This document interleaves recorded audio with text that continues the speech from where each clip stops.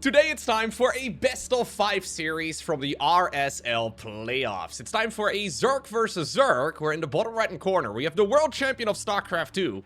He goes by the name of Serral. His opponent all the way in the upper left, a man who's been performing very well over the last half year or so. Playing with the blue Zerg pieces, we're looking inside of the main base of SHIN. SHIN recently got picked up by Onside as well. And I think it's a pretty good time to be investing in your Zerg stonks. At the very least, when he got picked up, it was right after the larva buff. So it did seem to be a really nice coincidence. I'm sure they had that in the works for a while already, but they basically announced it right after the Zerg were giga busted for a couple of weeks.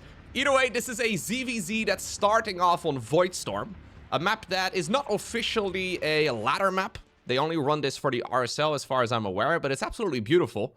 I haven't been able to cast that many pro games on it just yet, really only matches from the RSL. But it's very colorful. We have a healing shrine right over here in the middle as well. And across the board, it does seem like a very solid map.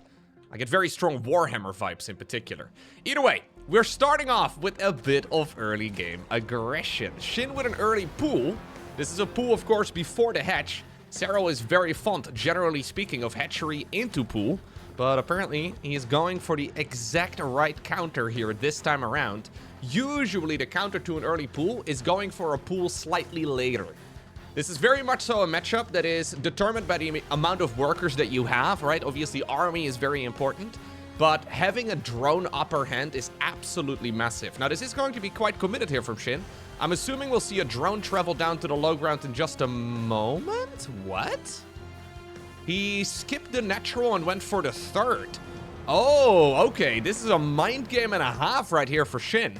Because Serral now scouts the natural, sees the early pool, and will assume that this is a giga all-in here from SHIN. When in reality, I mean, it's still a very committed push, but it's one where you normally don't need a spine crawler to try and counter it. Clever play right here from SHIN.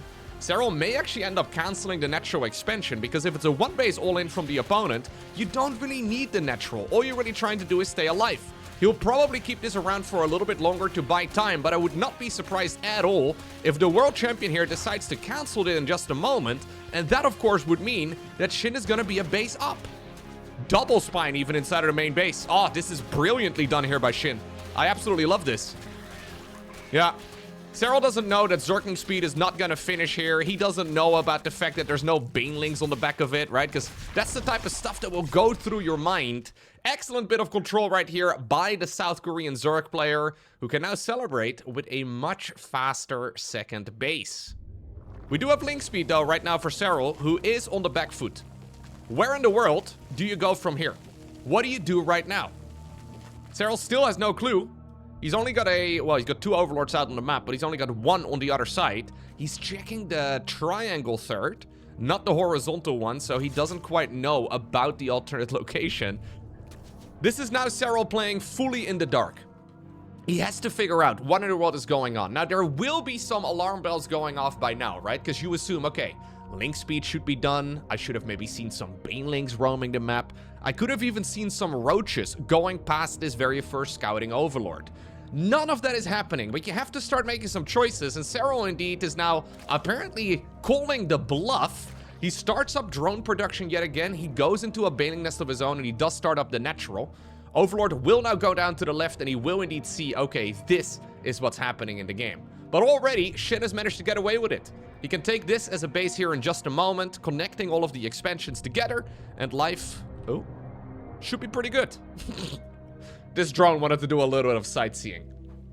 Fair enough. I guess he wanted to transfer from the main base as well. Okay, maybe SHIN feeling the tournament jitters. This is one of those important best of 5s. You only play a handful of these a year, really. So you want to be playing at your peak performance. And now you've managed to pull a quick one on the world's highest ranked player. What do you do from here? Well, Serral, generally speaking, is stone cold killer. He already seems to have a, well, follow-up plan. There's a bunch of Zerglings. Link speed is done. Links are sneaking around the side. SHIN could have caught the tail end of those Links leaving. A lot more coming up as well. Spinecrawler over at the third. SHIN is making the right number of units here. And I think he should be fine. The Baneling dance, though, will soon commence. Yep, a lot more coming up. There's no OV over here on this side of the map. SHIN is going to check this right now with one of his slow Zerglings. But he's already got a Spinecrawler here. He's got a ton of, well, Lings of his own. Metabolic Boost is not too far behind. Serral could go ahead and strike right now, but if he waits any longer, he's going to be up against a really solid counter. Okay, this is the first time SHIN really sees what he's going up against. Drones will have to be pulled away. That Spinecrawler is going to get blown up. Lots of Banelings also do end up getting countered, and now suddenly we might be able to push through. Good splits right there on the drones, but honestly, any worker damage is already significant. Serral, though, seems to be sending it right now. He realizes that the opponent is extremely disjointed, so he's going to try and see if he can potentially use that to his advantage. The Queens being unable to really get down to the low ground here to help out at the third base. It is making this defense way harder right here for SHIN. Serral does now grab the worker lead by at least a small margin. He's not really droning up very hard on the back of it, though. We have the Queens right over here in the meantime, shooting away at a bunch of these OVs in red. But SHIN manages to keep the third base alive. And he does lose a couple of drones, but honestly, that was not the end of the world. 6 workers falling, Queen dying as well. We had a Spinecrawler. I mean, it's all very efficient. But Serral, of course, far behind earlier on. We did still have a couple of the Zerglings, though, going around. And apparently they got 2 additional worker kills. As now both players are... Ooh, careful, careful, careful! Now both players are making the transition towards, well, apparently more production. I would imagine we're going to be adding on a Roach Warren in a moment. Maybe another Evo Chamber on the low ground as well. Serral has +1 Carapace, though. And +1 Carapace will allow his Lings to survive a Baneling hit with 1 HP. That's a big deal. Unless SHIN decides to go for the +1 melee research, those Banelings in blue are going to be far less efficient. You still have to be careful, though. The dancing here has to be on point. Roach Warren, indeed, right now on the back of this for Serral. Makes a lot of sense. But there we go. He will now know SHIN that is about the +1 melee if he had not already clicked on some of those red Lings. Still, though, with a sufficient number of Banes, you can put in a lot of work. A couple of Lings going in around the side, killing another 3 workers. 1 inside of the main base here as well. Okay. Slowly but surely, Serral now takes a third base. Slowly but surely, the finisher strikes back. He was on the back foot for certain after the early game. I guess we're only really just now leaving the early game behind. But he's navigated this really, really nicely. About a 5-worker lead at this point in time.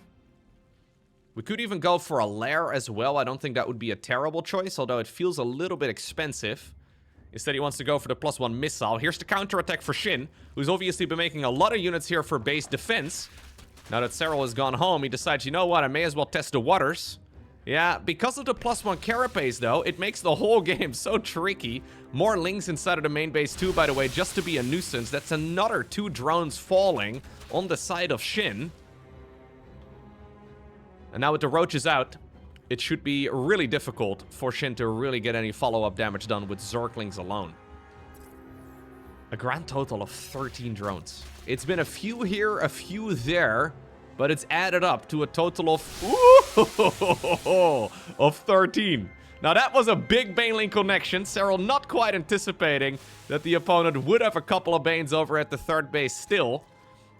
Now that you have to double up on the Banes to be able to, well, I guess 2-shot them. It does indeed make it a little bit more difficult, but nice movement there by SHIN. Serral now, though, has 52 workers. They're both playing Roaches. He's going to be 2 upgrades up as well, because SHIN's Evo Chamber only just now gets added into the mix. Lair is going to be done in just a moment as well for Serral.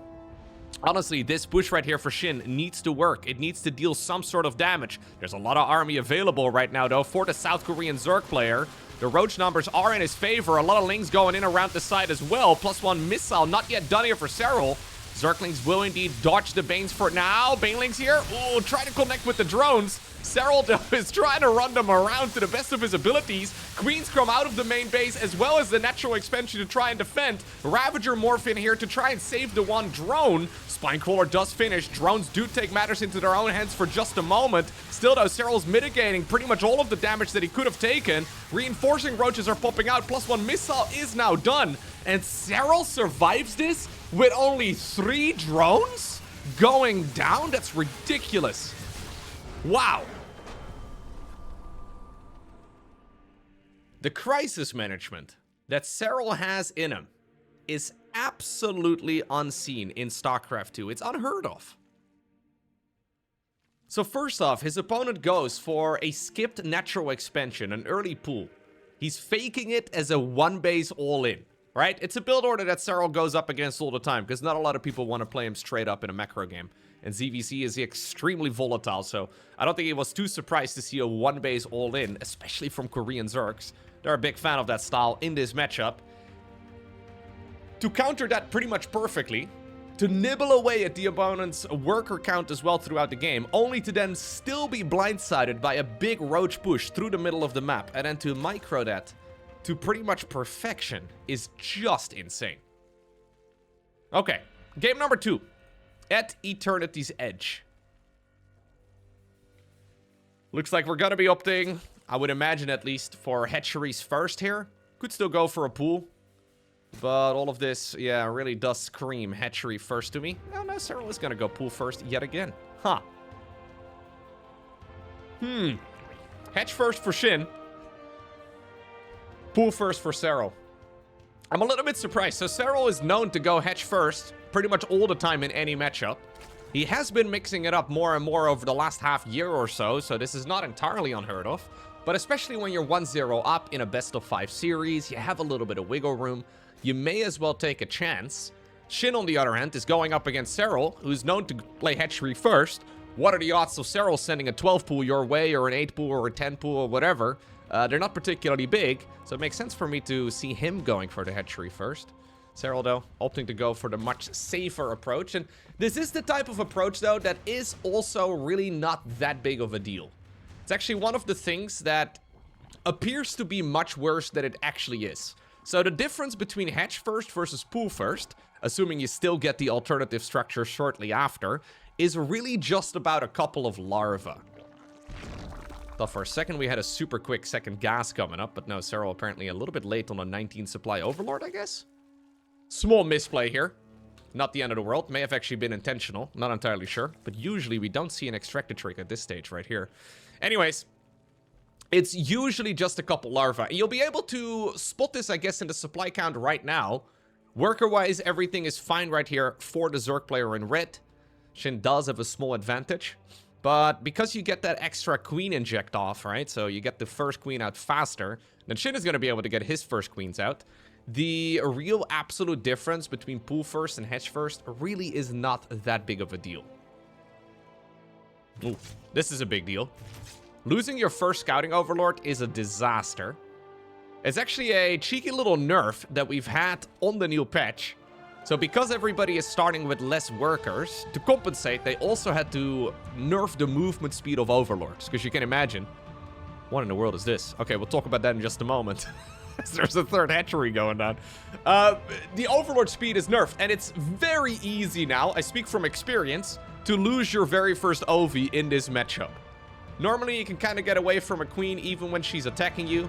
Losing your first overlord, though, really at this level is disastrous. Because not only do you usually hit a supply block, you also end up in a position where you just have no vision anymore. So we have a super fast third hatchery right over here as part of the wall-off for SHIN. Not a very common play anymore these days. Normally, this screams Zergling all-in. Now, because of that, I would imagine SHIN is not going for a Zergling all-in because it's too obvious. Maybe I'm stupid, but at this level, I don't think it really makes a lot of sense. Serral actually a little bit too far forward as well. The queens are going to try and chase down Otto. Nice little bit of stutter step micro here from SHIN. And I do have the feeling that indeed the overlord will get popped. So now all of a sudden, what do? It's actually a roach play here for SHIN. So a hidden roach warren together with a hatchery. Let's see how this works out. Serral did go for a super quick lair. He has a roach warren of his own. But again, Serral is completely in the dark. Similar to the previous game, he does not know that this push is cooking up right now. He may be able to get a scout off in just a moment. So he has an overlord over here on this path. Another one over here in the middle. Yeah, roaches in blue will pass by this, well, now soon to be overseer. But I don't think we need an overseer, man. What we need is units. Serral apparently decides to cancel. Yeah, and he's just re-walling himself in fully. This is, again, time for a crisis. Let's see. We've already seen in the previous game, right, that nobody does it better than Serral. But this is, again, a moment where you just don't really have the army. You don't really have the units. The re-walling here is going to buy a bunch of time, though. And the Queen's also being able to help out in defense is a big deal. Corrosive Bowels at a perfect moment here, forcing those roaches to back up. Buying a precious couple of seconds. There are 3 Queens available. Good transfusion as well, saving up energy. Serral holds easy. What? Yeah, no, this is not going to work now. I don't believe it. He did cancel Roach Speed and +1 Missile, so those will be restarted back up. But because of this push, you do commit into a lower number of workers, right? Serral knows he doesn't need to get multiple advantages. One advantage, one in the worker count is enough. We'll go back into upgrades a little bit later. You know what? He's still going to have a pretty significant advantage in that department too, because SHIN only just now went for a lair. Getting a council on the 3rd base would be awesome, though. Let's see. Can SHIN at least get that done? I think so. Oh, he could have committed. I think he should have committed, honestly. It takes 4 Biles to kill an Overlord. I've got a feeling that we're not going to be able to kill it that easily, but you know what? After Otto's... After Otto's murder, I guess we at the very least get revenge. 3rd hatchery has been started up here as well for SHIN. Serral's going to scout around. We'll see the timing right now of the lair. What he's mostly looking for is, is a Spire, but he sees the lack of the 2nd gas in the main base, and apparently that's enough. He knows that this is not going to be a Mutalisk transition, so I guess we can go ahead and build some roaches. Because of the 10 or so worker advantage that we had earlier, Serral's now going to be able to commit to a larger army. Obviously, the trades with that previous attack were also really efficient for the Zerg here from Finland. And while worker-wise, things have evened up a lot, supply-wise, Serral's army is just miles ahead. So let's see. What can SHIN really do here? What do you... You just have less roaches, right? Like, if we look at the roach count, it's 29 versus 16. A couple of Ravagers as well. +1 missile and roach speed are done here for the player in red. Bare minimum, I think the 3rd base is going to die, but possibly this is the end of the match together. But it comes down to the engagement. Now the Queens can be used for base defense here for SHIN. +1 missile is going to be done right about right now, which is a big deal. Rather late than never. But Serral has the numbers now. Yeah. More reinforcements are making their way across the map. Because of the Glial Reconstitution upgrade, he's going to be able to rush those roaches pretty quickly as well. It's all too late. Serral's a little too crisp, a little too sharp. Seems to me that SHIN is once more getting destroyed. Yeah, and SHIN is one of the highest ranked players on the Korean server, but this, again, is not even particularly close. Okay. Old Sun Temple. Maybe 15 minutes or so into this series. Serral is on match point. The funny thing is that he was not really planning on being the aggressor in any of the games, really. It's just that the opponent handed him a perfect strategy on a silver platter. So you may as well go ahead and capitalize. Now, Old Sun Temple is a huge map. It's either horizontal spawns or cross spawns. So yeah, it's going to take forever for units to get across. And especially things like roaches are just not going to be nearly as efficient. You can still play roach builds on this map as well, but it just takes longer to get across the map, right? So if you want to go natural to natural, you do just simply have a lot more terrain to cover. Even with the speed up circles here in the middle of the map, usually Muta play is preferred. Do we go pool first yet again? No, not this time. Hatchery first is going to be Serral's weapon of choice. And, I mean, you can go pool first. I'm trying to make sense here of the pool first versus hatch first. I think it's very much so based on vibes, primarily. But on a 4-player map, a very large map, if you want to play at least some sort of macro game, you really could go hatchery first. Obviously, this is safer, right? But really, do you expect an 8 pool, a 10 pool, or anything along those lines? Technically, of course, always a strategy you could choose to go for. But I think if there was going to be cheese in this series from Serral, it would have been the previous map. Sometimes, though, you play this, like, mental gymnastics, right? When you're playing a series where you think to yourself, okay, you wanted to do it in the previous map, but then he didn't do it, so now he's going to do it in the next map, and it's going to be extra smart because the map is technically really bad for it, so therefore he may very well execute it, and then you end up playing, like, 7 layers deep, and you just go pool first because you feel like you're already losing in your mind. A very important part, though, of playing a strategy game is sticking to your guts. Putting in the work that you've actually practiced. One of the most common things, actually, when playing tournaments is to suddenly decide to go for something else entirely. What's pretty cool about the RSL is that you know who you're going to be facing off against ahead of time. I'm not actually exactly sure when they do vetoes. I know there have been tournaments in the past as well where they actually do the vetoes, like say like a week or so before the games get played. Meaning that you know the maps that you're going to be on as well. So you know the opponent, you know the maps. So you can really specifically prepare strategies. I always thought that was a pretty cool way of doing things, right? But it's very common for players to say in like post-game interviews, for example, to, yeah, basically just admit that they were doing something that they did not practice. They were just completely winging it. Now, obviously, these guys are very experienced. Not really an issue they will be running into very often, but still something to keep in mind. SHIN, of course, used to go by the username Ragnarok. Still went by the username Ragnarok a couple of months ago. Now, apparently, we're back to SHIN. He's played many tournaments. But let's see. Zergling speed on both sides. Baneling Nest here a little bit quicker for Serral. Are we going to play a 2-base build here, SHIN? Yeah, maybe. He's going Evo Chamber right now. This is a pretty wide area, though, to be walling off. Let's see. I'm not really sure if I like it all too much here on this map. 2-base builds, especially with, like, a Roach Warren, are really strong. But look, this is just so freaking wide. You need another structure, and there may actually be a hole over here on the left side as well. I'm not exactly sure. Seems to me like there is a hole over there on the left. Evo Chamber starts up as well for Serral. Third hatchery, though, also added into the mix. And while we have a Baneling Nest, this seems to be the safety Baneling Nest, right? So not really meant to be used. Only really if we absolutely need to. It is quite common, actually, for players to do a 2-base build like this. Oh.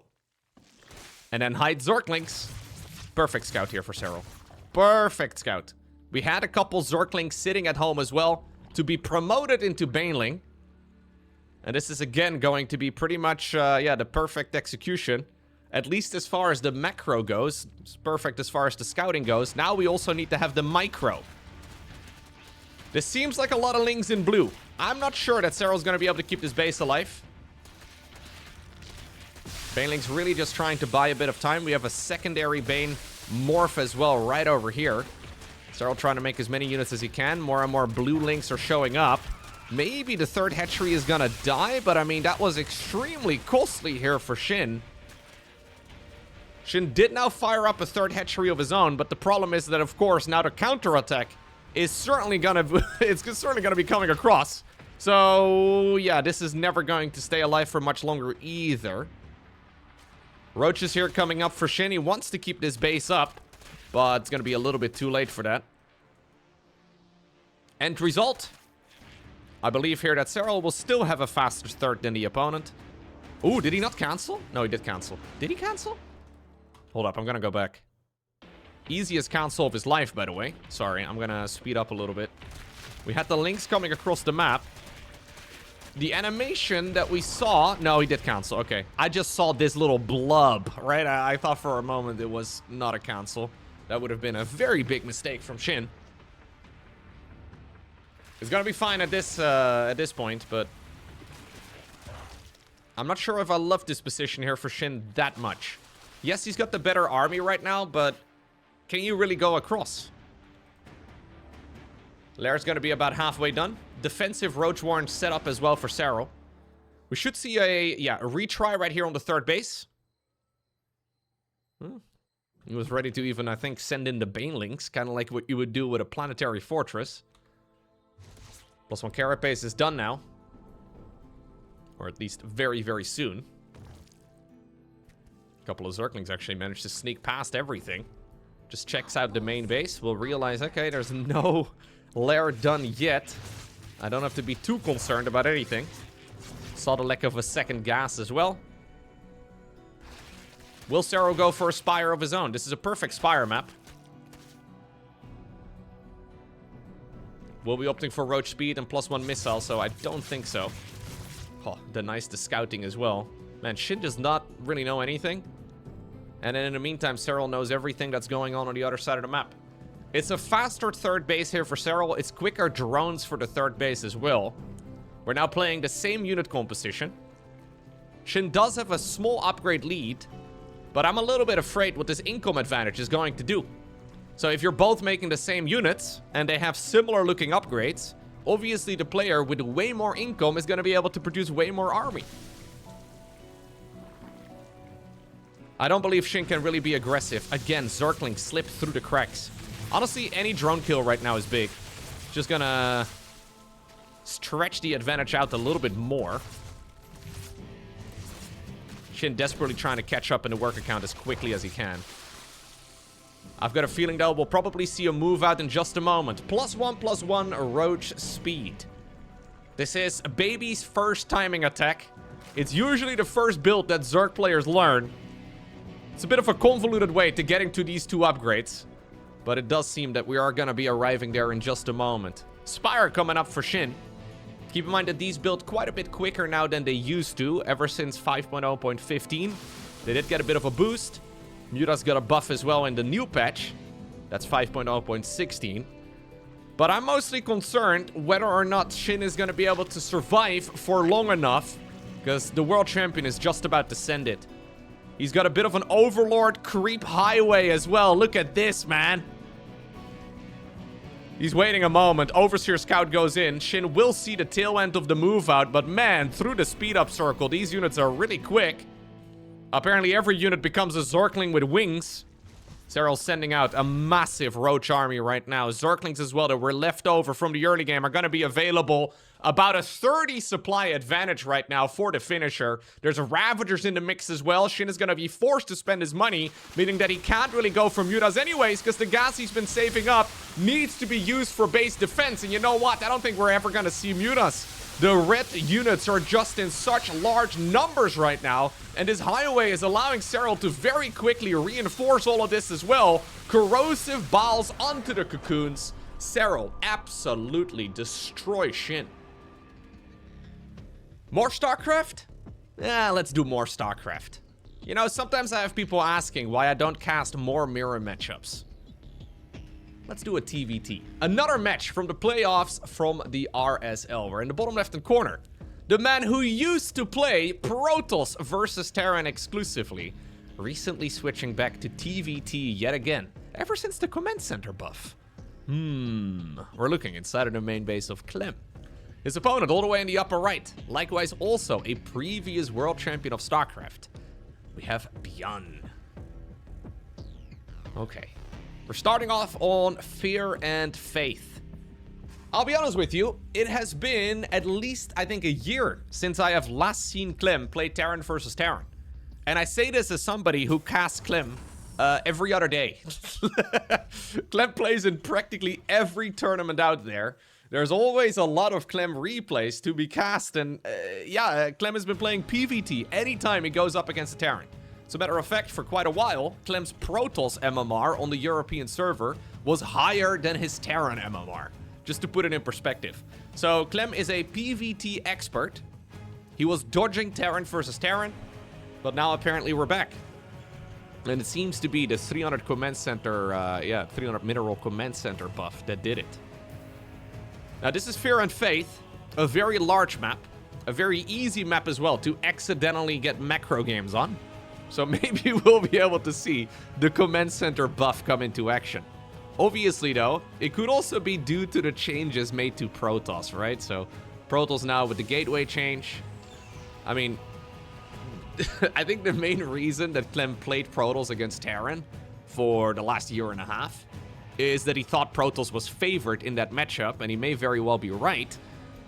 These days, it's a little bit harder to say, right? The entire Protoss early game has been mixed up quite a bit. There's a lot to figure out with Terran as well, so I can imagine maybe just for ease of practice, it makes a bit more sense to focus on only Terran for the time being. I'm not sure if we're going to see him go back to Protoss, but I wouldn't be all too surprised. It kind of depends on where the meta is going to settle in the PvT matchup. I still think Protoss is pretty dang strong, though, in PvT. Anyways, for now, we'll be enjoying the men with guns. Reaper is out right here for ByuN. It's a double Marine opener for Clem, who usually goes for SCV scouts a lot. This time around, not a single SCV scout. Fear and Faith is a 4-player map. So, yeah, he's not going SCV scout on this one, which I find quite interesting. Let's find out. What does that say? My Korean is a little bit rusty. AKA non-existent. There's a sign for a box. Maybe this is a box store. No, it says bar over here on the side. I don't know. Anyways, did the Reaper die? Yeah, because we were looking at the box, the Reaper died, and I would imagine it's because of these two lads right over here. Jimmy has 1 confirmed kill to its name as well. At the very least, ByuN got what he wanted with that particular scout. He knows exactly where the opponent spawned, but he does want to follow this up as well with some additional harassment. So, Hellions together with Reapers early on in this matchup, extremely common. We have Clem going around the tunnels on the map, trying to make sure that he knows. An SCV on the tube. Yep, and you will notice here that there is also no red Terran on this part of the map. So that means, of course, it is a cross spawn. Okay. Well, it's a very large map, though, so by the time that these units are out, a siege tank is already available. 2 siege tanks, even, are already available right here for Clem. Clem, no, not really opting for a quick second command center here whatsoever. This is a very committed build, actually, from Clem. I think ByuN made the assumption that there is a command center hiding somewhere, because why would Clem be switching back if not for cheaper command centers to Terran? But this is actually a full-on one-base play here from Clem. I think this is a supply depot drop on purpose as well. Clem is ready to send it. That's how he managed to get so many siege tanks out already. Clem is ready to effectively go for a one-base play.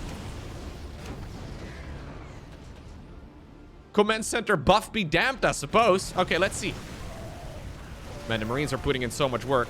The medevacs are having a grand old time as well. Siege tanks are just destroying everything. Wait a second. This is probably the largest map. Cross-spawn location as well. It takes forever to get across. One base all in right here for Clem.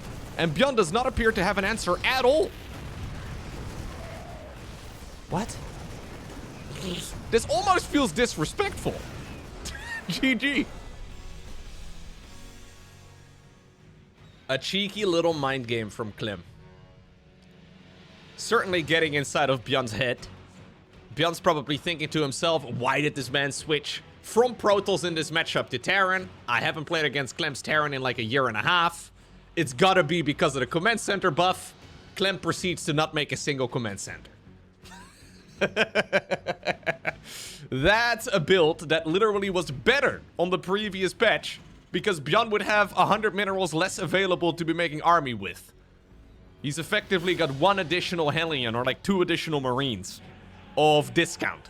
So he would have had even less on the previous patch. Cheeky plays right there from Clem. Let's see. Are we gonna go CC first? No way. Yeah, he's going command center first now. Oh, Clem is cruising, man. Yeah, that's the type of mind game that I think just makes you a very happy player. 14 supply, command center first. Look at that. Yeah, you get away with that mind game and suddenly you feel like you are on top of the world. Clem, a very emotional player, of course. We'll have to see how much value he's going to be able to get out of this. But again, ByuN is going to get the build order deficit. He is going double Rex, so that's something. Double Rex does allow you a ton of Reaper production in particular. Now, he doesn't have enough gas at the moment, really, to start pumping out a ton of Reapers. But I'm expecting him to go for a pretty aggressive start. I'm not exactly sure, honestly, in this matchup, how a 14 Command Center at 300 minerals lines up against a Double Rex Reaper build. This is very much so unexplored territory. I think Clem should be fine. I don't think this is a really big deal for him.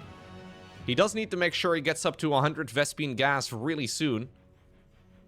It all comes down to the micro though, right? But I think ultimately you need to get some factory units out. Decides to go for a Reaper of his own. Okay, so that's gonna really give Clem a hard time. Because ByuN is just pumping out the same units, but then in bigger numbers, right? We've seen the same thing just now in the previous series as well. More stuff, generally speaking, is better than less stuff. You can't really out-micro somebody like ByuN either. ByuN is going to see the timing of everything right now. Maybe he's going to be a little bit confused for just a moment. Yeah, I think he saw the orbital command finish up, or maybe just he wants to keep this one safe for the time being. He knows he's got more production coming. No reason to really risk it. Factory in the back of the Terran's main base, though. So Clem is going to try and hide it for now. Mostly just for safety. Losing the SCV that's building the factory is really problematic.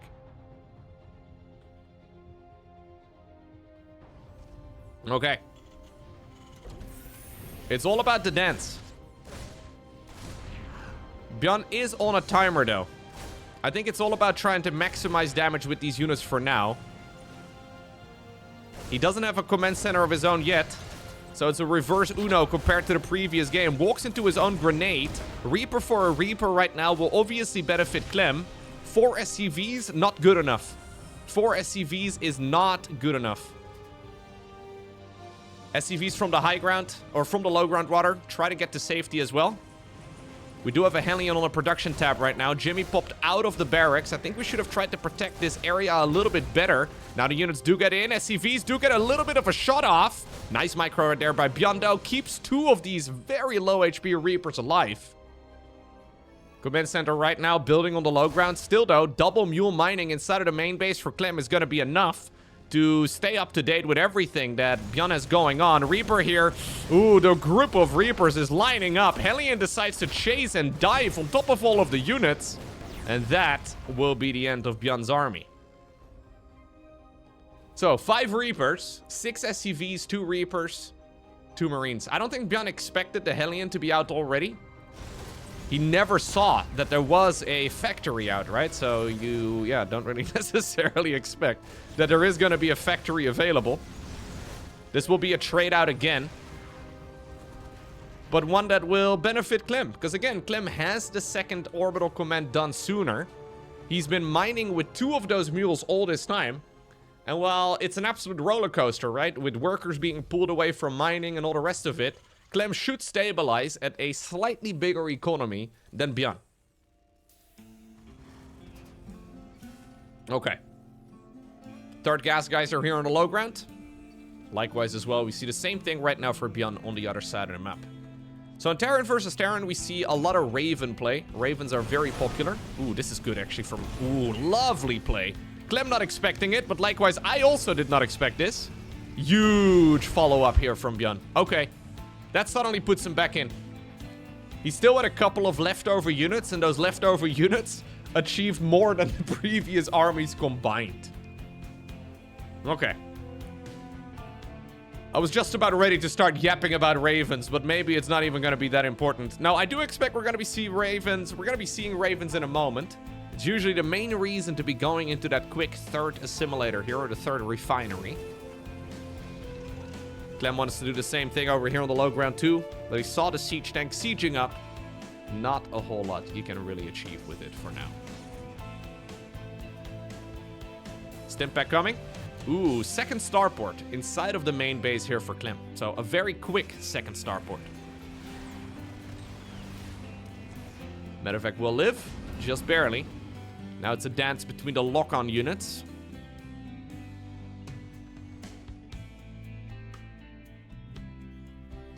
It's very common actually in this matchup to go for multiple starports. It's all about getting that air superiority. Vikings are extremely powerful in general. Couple reasons as to why, but they work together so nicely with siege tanks. And having the air superiority just makes it extremely difficult for the opponent to do anything. Can't really break out of a siege tank contain, for example, if your opponent has a ton of Vikings nearby. So that's exactly what Clem is trying to pump out right now. He knows that there's likely going to be some of those units coming out as well for ByuN.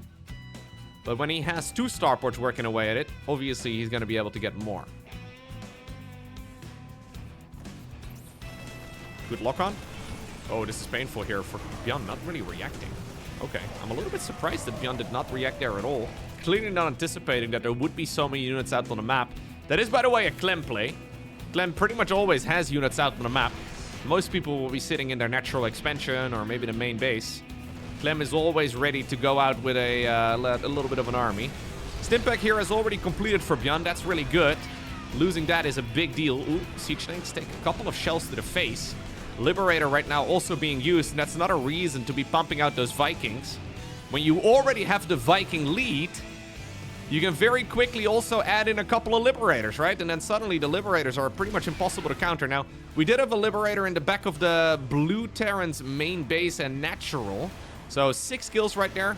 He will spot the second starport, so at least it also got a good scout off. But ByuN needs to deal with these units right here, right now. And we already have a Liberator sieged up on the ramp. ByuN can't really easily leave his own main base behind. Okay, a couple of Vikings do pop out. Viking count though, favored right here for Clem. SCVs decide to go forward. They want to break the spot, but that was not the move for ByuN whatsoever. Accidentally sending all of their SCVs to their deaths. Well, even if now Clem goes home, he's going to be at a massive advantage, but I don't think Clem really is planning on going home. He wants to get the kill on the command center, gets that job done as well.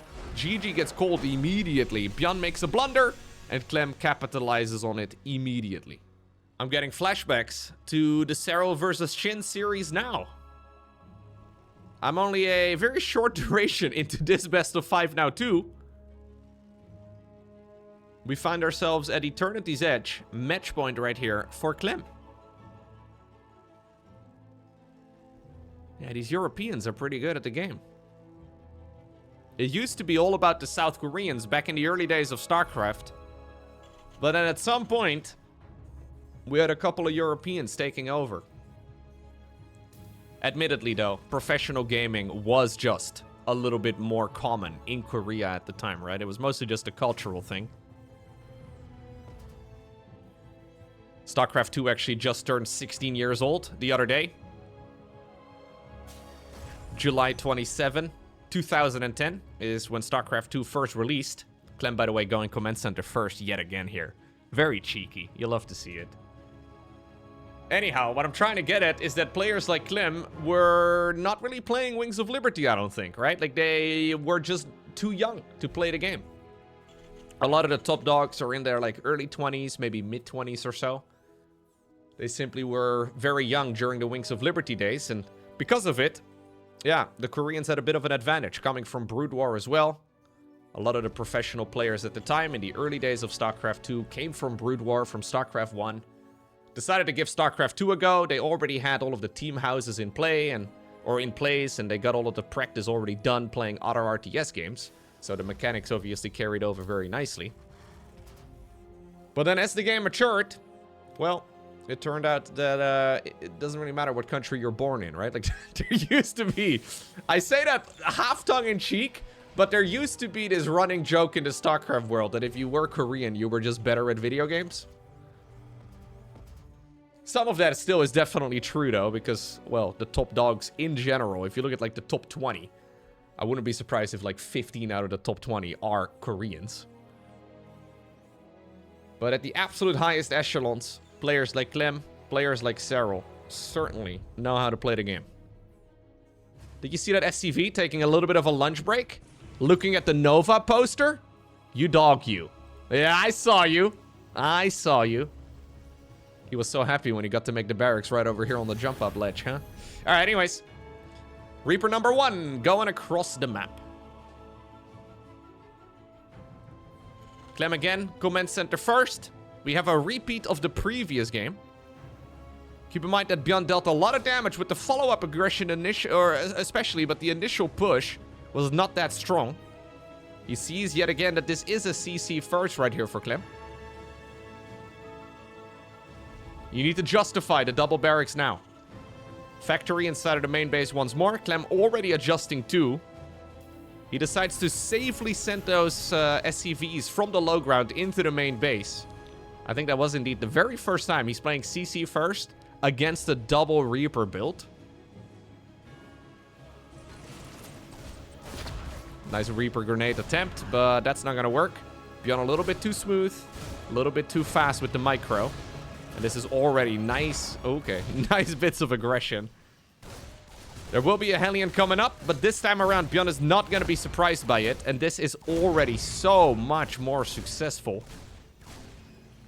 Yeah. I mean, it's fine for Clem, right? Like, because of the CC first, he has those mules. But this wasn't the end of it just yet. Remember how in the previous game we saw that first Hellion shot dealing so much damage? Now ByuN comes out and plays with the Hellions and the Reapers properly. Negates so much of the damage. Woo! Yeah, this is incredibly well done right here by the player in red. He is walking into his own grenades a little bit more than I think you ultimately want to, but nobody's gonna be disappointed with a 12 worker kill at the start of a TVT. Gets a Hellion as well to boot. It's not even over yet. Ooh, supply depot's not lifted. Jimmy pops out of the barracks and immediately has to get to work. Oh, nicely done by ByuN, man. That's actually kind of nuts. In straight-up fights like that, you pretty much always expect the Hellion to get the job done. Hellion trying to intercept this right now. Jimmy inside of the main base misrallied, and Clem is absolutely falling apart. Yeah. A disaster for the Frenchman. Yeah, I say that. It's not really... I mean, it is problematic, right? But disaster is maybe too strong of a word. Because again, he's got those yellow mining machines going on all this time, right?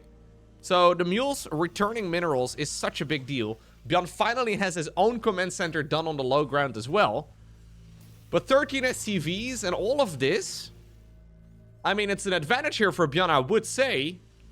But this is just barely an advantage. Really, like I'm getting sold right here on the CC first build. It seems like command center first is not a bad choice in this matchup. Maybe a little bit risky. But I think you'll be finding it difficult to go up against people on the ladder that have Reaper micro and Hellion micro like ByuN and Maru and Clem do. So let's see. It's not over just yet. But I think we are transitioning towards the Cyclone Siege Tank stage of the matchup. This time around, we are indeed also getting Ravens. Okay. Third command center inside of the main base. Liberator for now. The main reason to be going into Ravens in this matchup is because of this upgrade. We never really see it in Terran versus Protoss anymore. Likewise, we also don't see it in TVZ. But the Interference Matrix allows you to temporarily disable your opponent's units. Most commonly used on siege tanks in this matchup. Basically preventing them from firing. Ravens, though, also have that little auto turret, right? Which is extremely useful. Denying a bunch of mining here as well. ByuN is going to be able to send them back right now. Has a Liberator going around of his own. ByuN's Liberator got a lot of damage done in the previous game. Maybe more so than he expected to be able to get. Good movement here, though, yet again by ByuN. Right outside of the range of the siege tank. Orbiting just outside of it. Denying a ton of mining right now of his own. Ooh, that's a very ambitious siege up. Not entirely sure. Auto turret actually still putting in work on the other side. That's a new one that the Raven just popped down. 5 worker kills is not bad. Matter of fact, is not going to be able to go all the way home. Viking is out. And I think that means we're going to have stability. For just a moment. Will we be able to breathe, actually, for just a moment? Because I thought that peace times had been achieved for just a sec. Because what we kind of need right now is upgrades, right? Clem doesn't have Stimpack yet. Stimpec is done for ByuN, but there's siege tanks out. I don't think you can really fight this particularly well. I love this, though. Look at ByuN. Ooh. He's going to be able to get the lock on now. Oh, wait. Oh, Clem saw. It was supposed to start locking on to the Raven right over here in the dead space. But Clem actually saw the Pokemon in the tall grass. He does decide to not try to sneak by all of this. Yeah, no, this is not what you want. Ah, it's fine. It's fine. Okay, revenge. Got away safely. Clem, that is. Although I don't know if Clem has actually ever played Pokemon. I don't know. There's a chance he hasn't. Okay. Maybe he doesn't know about the Zubat cave. Do you think he knows about the Zubat cave? I don't know. Does he know who the Elite Four are?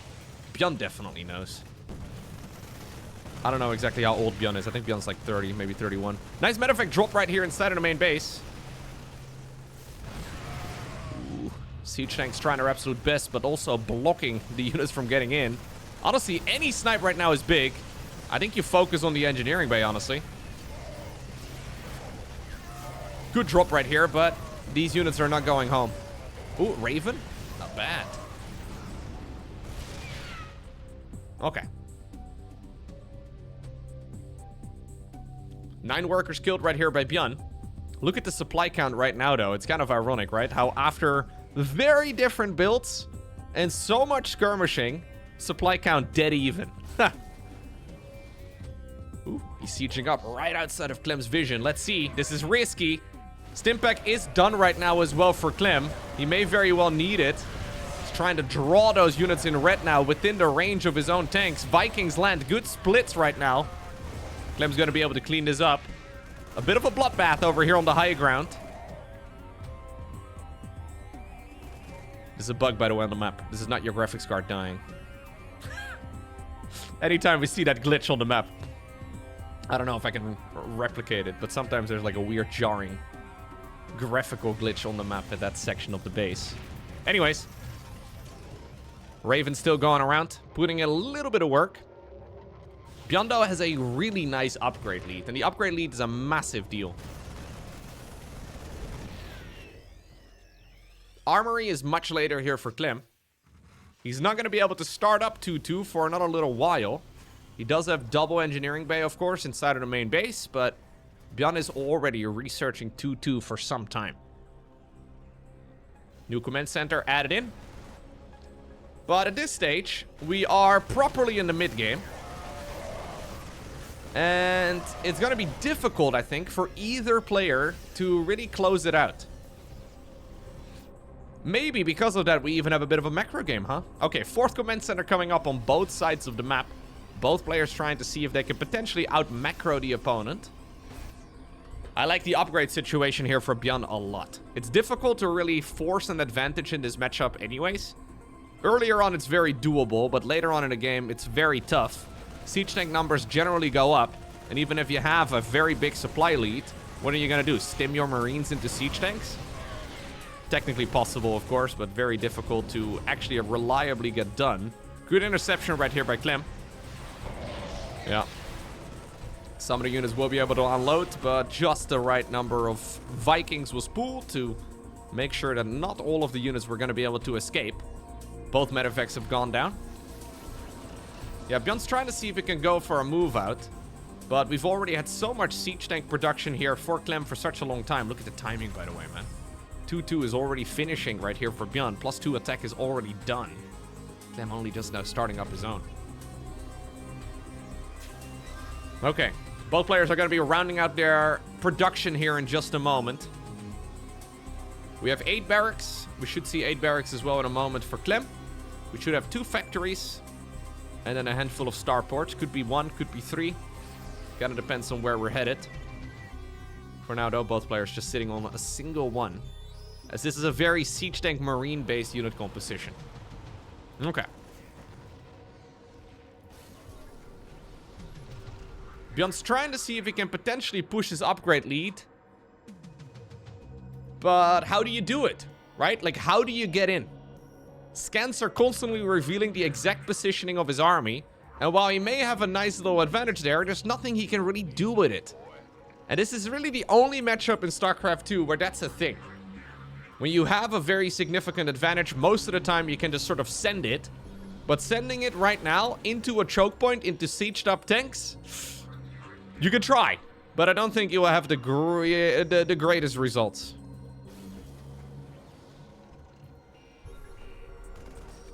ByuN still looking for it. Okay, he does decide to send it right now. An absolute bloodbath maybe commencing. So many siege tanks available here for Clem. That was a mistake for sure. Yeah, that's one of those moves that works on the ladder. Clem was sharking around just about perfectly. ByuN thought he had the numbers, but that was a misplay. A lot of Marines dying. Command center in the meantime in the far bottom left. Quadruple medevac drop as well now, sneaking out over the right side flank.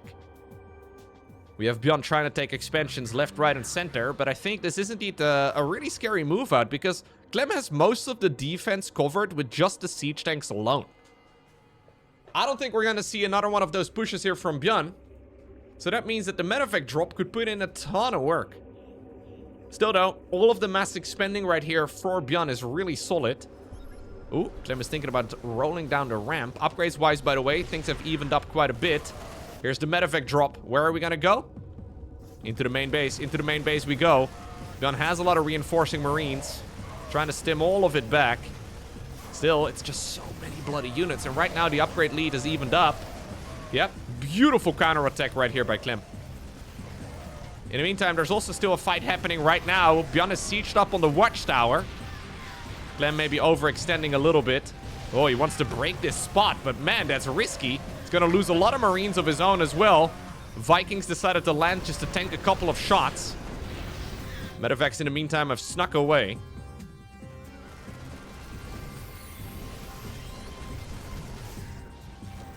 And this is becoming, and already has become, an extremely complex game to play properly.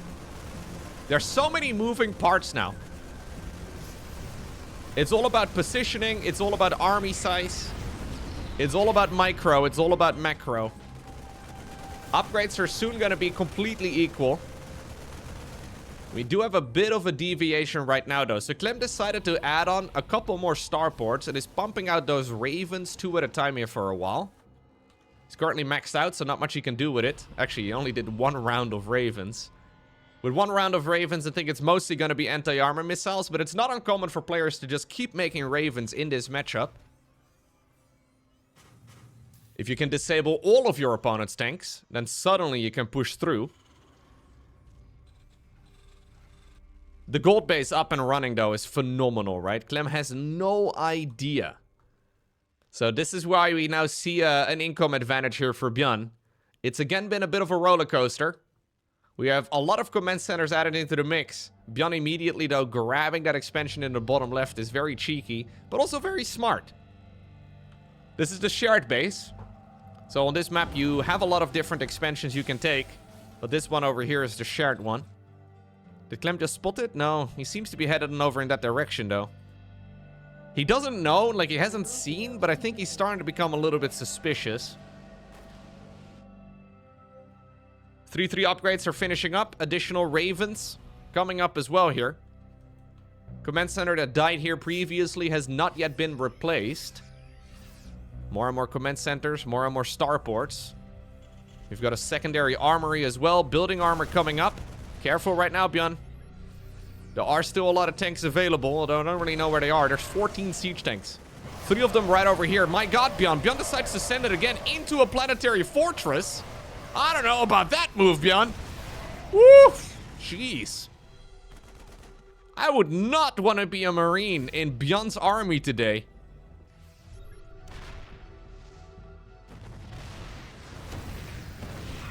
Here's Clem. Clem is actually capitalizing on that mistake now. Normally, it's really difficult to do that in this matchup, but ByuN is so Marine focused because he's seen the Ravens. He's so Marine dominant that he's not really got a big siege tank backbone to fall back to. There's one of them getting disabled. Clem's siege tank count is tremendous, man. This isn't even all of it. He's left a bunch of the units at home. Planetary fortresses are also available in the most important locations. Counterattacks right over here as well. That's another siege tank going down. We have a lot more units available here as well for Clem. While the Marines in red are going to be able to put in a little bit of work, I don't think it's going to be quite enough to really justify this move out. Because here goes Clem. Clem is ready to go for a big attack over at the opponent's third base. An eye for an eye. But this is one that will certainly favor Clem. Clem's got the bigger army. Clem's got the better units. And while there's a gold base... Oh, the anti-armor missile. Another bloodbath. Oh, yo, yo, yo, yo, yo, yo. Disgusting. Absolutely disgusting. It's interesting, right? It appeared to be a big macro game. And we get that every once in a while. At the absolute highest levels. Like, StarCraft 2 is such a volatile game. You make one mistake and the opponent is suddenly in your face. Well, I guess this was a couple of mistakes back to back to back right here for ByuN. And at some point, Clem had had enough. He decided to just go ahead and send it. But that was a brilliant series of TVT. So first off, we had a 3-0 win for Serral, making SHIN look like an easy opponent. And now we saw Clem 3-0ing ByuN with the exact same outcome. Likewise also making ByuN look like a bit of a noob.